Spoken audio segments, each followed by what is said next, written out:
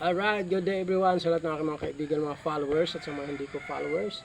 So, ensayo tayo ng aking tinatawag na nilupak for self-defense. So, ito, binuhulan ko siya ng tatlong bisis dapat ito na yung buhol at least.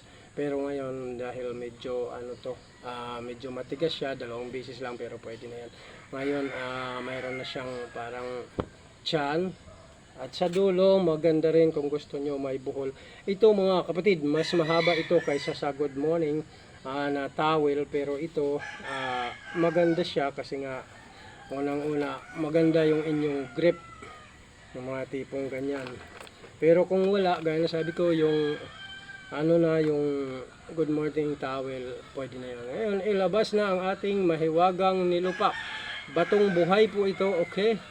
Batong buhay, ayan. Tapos ilalagay na natin ito dito. Alright, ngayon, para mas talagang umamo sa inyo, kailangan sinasanay din talaga to. Parang gagawin nyo lang, parang tsako. Okay? So yan, ngayon, pag bumabato kayo, isusunod nyo tong inyong hawak lang. Ayan, ganyan, hawak, alright? Bam! Bam! Ayan. Ganun lang. Shoo! Bam! Okay, so kung nandito kayo, bam! Bam! Basta lagi isusunod dito. Alright? Ang baka nandito lang. Atras! Boom! Okay, atras! Bam! Okay, atras! Bam!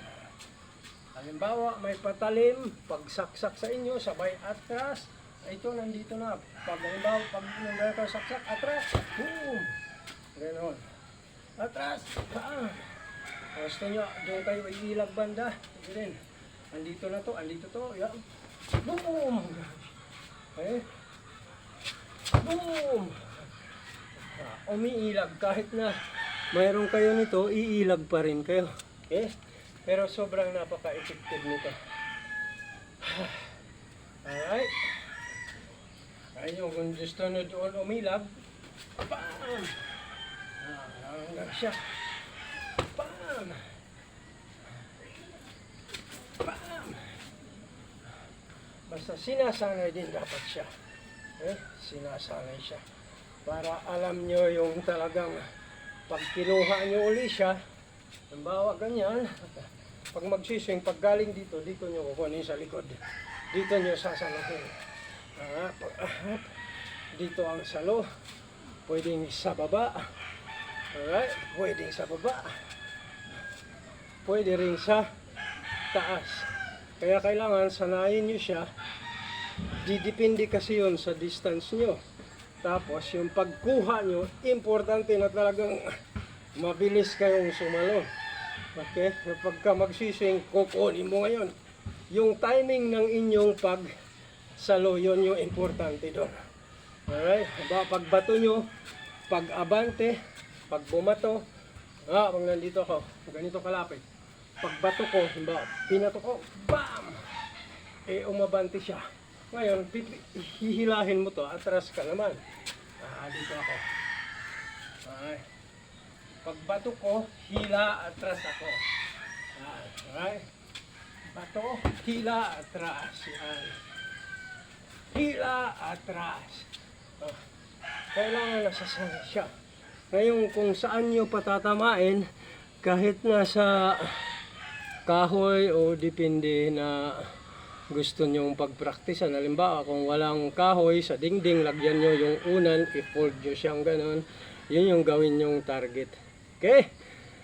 Hindi po tayo talaga nakasisiguro na lagi tayong safe araw-araw, gabi-gabi, tuwing uuwi, o may pupuntahan tayo, o may lakad tayo. Kaya kailangan din ng pang-depensa ito. Yan, yung gaya na sabi ko, sabihin nyo lang, napulot nyo lang yung bato, at itong towel, hindi ka nasusisitahin nun. Pero hanggat maaari, nasa bag na ito. No? Yan, no? Halimbawa, pupunta kayo sa mga lugar na mga hindi kayo sigurado, alanganin, kuha lang ganon. Tapos pagka ilabas nyo na, ganon ka lang, di niya alam, bibirahin nyo na pala. Salamat, ingat po lagi.